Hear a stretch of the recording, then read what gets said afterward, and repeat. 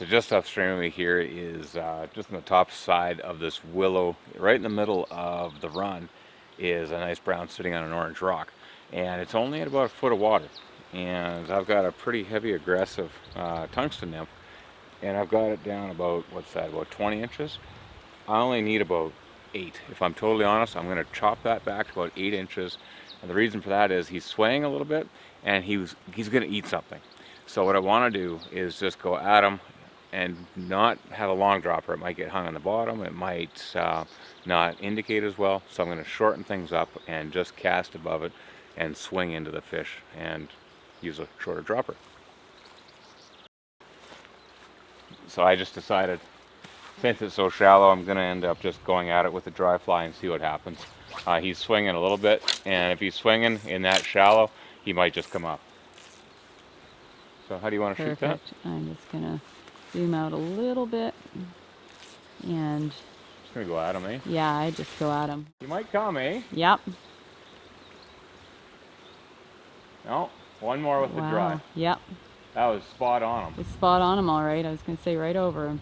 That's shy. I just got nervous on that cast. No, dropper. So I was wrong. He didn't eat the dry fly. So that, as a result of it's been snowing in the high country and snow down here for the last week. So the original plan was dry fly dropper, then it rose once and I thought, well, get him with an mayfly. Ran the mayfly over 4 times. No, so now we're going back to dry dropper. And I want to hit him with a bit of a tungsten, so I'm going to go with a bigger polywing kind of stonefly pattern and hang a tungsten nymph off that.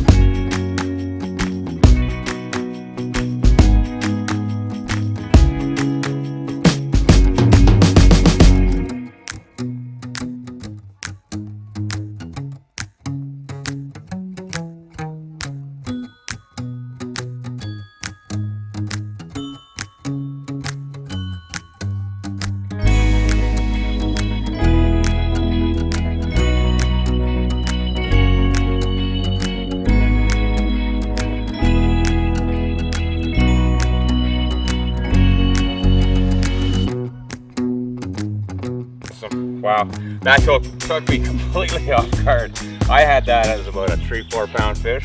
Nah. No, that's a beauty. Look at that, that's a tank. Wow, that's awesome. Hi everyone, Dave and Amelia Jensen here with Jensen Fly Fishing, and before we get to talking about that video, I just want to say that we're really excited. We have a brand new website, jensenflyfishing.com, and you got to go and check it out. We're actually offering a free course there on spotting and locating trout in Undercut Banks, and there's a lot of great information that can really kind of help you this coming season just to fully enjoy your experience on the water. Yeah, we took on the Undercut Banks because quite a few of our videos entail some sort of spotting for one thing, obviously, but also undercut banks. We do a lot of fishing small streams or even bigger rivers where there's a cut bank, and how we go about locating and knowing where to look and what the conditions are that affect it. All those kinds of details. It's actually just over an hour long. It's set into what, 7 or 8 different chapters, so you can break it down. You can watch a chapter, come back to it. It's real simple. Just just go to our website again, jensenflyfishing.com, and just tap on it and sign up, and it'll arrive in your inbox. Absolutely. Yeah, so let's talk about this video today. I mean, you know, it was a bit of a strange day weather-wise, not the warmest leading into that day anyway. Well, and that's just it. I mean, the hills were covered in snow. There'd been kind of a parade of low pressure fronts going across the landscape leading into this. And it wasn't like the river was ice cold, but it was definitely, you know, it's that kind of tweener temperature, and just a series of, well, the fish are kind of going to, yeah, you know. They're not rising everywhere. Yeah. They just weren't, yeah. So, The funny thing though was when at the very start of the video I'm saying, okay, I'm doing this. Well, if I just stuck to that, taking one cast, I would have caught the fish, and there'd be really not a lot to say. That'd be like an Instagram short. 1 minute, okay, there's the fish, flip the dry dropper, and away we go. What threw me was that it was a shallow holding brown. And it rose once, random. Like I think we were watching her 15, 20 minutes, it rose once. And anytime that you have a fish holding in a riffle, particularly, because anytime you have that broken overhead cover, they feel comfortable. So if it's going to rise, you go, well, there's a chance. And you always, us, camera, rod, fish, go. And it's shallow water. Yeah. It's a foot of water, right? It's not that far. All a fish has to do is kind of flare its pec fins like that. It's like a plane taking off. If you've ever been in a Cessna, you're taxiing down the runway and then you take off and all the pilot does is pull back and you see the flaps just go like that and it's up. Well, that's all a fish has to do in this much water. It just has to go, whoop, done. But guess what? That, it was 2 casts that went over. There was a 3rd cast in between that was just kind of a pooch cast. I think actually it wasn't so much that I was nervous, it was all the grass at my feet catching that little bit of extra slack shooting line. And as soon as that happened, that 2nd cast went right over. It was like, you know what? Dropper. And you hear me say the word dropper, so Yeah. I knew what I had to do. Exactly. And a lot of our followers have actually asked us, when is it best to make a decisive fly change? And in this circumstance, it seriously was. You see that Dave basically takes 2 casts. He respects the feeding window of that fish. That fish wasn't moving seriously far left or far right of that one orange rock. He was staying there. And so I think, you had 1 cast that went pretty much right over him, another that was maybe slightly to the left. Yeah. And that was enough. Dave knew that, had he continued to keep casting that dry fly a few more times, what happens is you start to risk the chance of that fish being made aware of your presence. Yeah. So it's really important in those circumstances, make that decisive decision. Go with the dropper. Yeah, and quite often, like you say, you just touched on, and quite often, we'll say, keep feeding the fish. In this case, you don't keep feeding the fish because it's only one, you're only fishing at one level. Had I had a dropper nymph on, I had to keep making casts. Well, that's a totally different story. Yes. But no, in this case, dry only, no, don't risk spooking the fish.